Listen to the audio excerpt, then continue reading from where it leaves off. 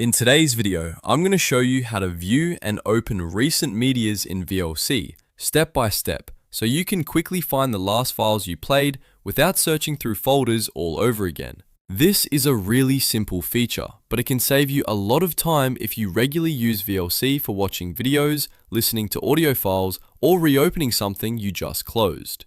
If this video helps you out, make sure to hit the like button and subscribe for more quick software tutorials just like this.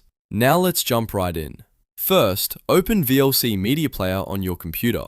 Once VLC is open, take a look at the top menu bar. You'll want to click on Media. This menu contains a few useful options for opening and managing files in VLC. After that, click Open Recent Media. When you select this option, VLC will display a list of your recently opened media files. This is where you can quickly view all the recent media you've played before.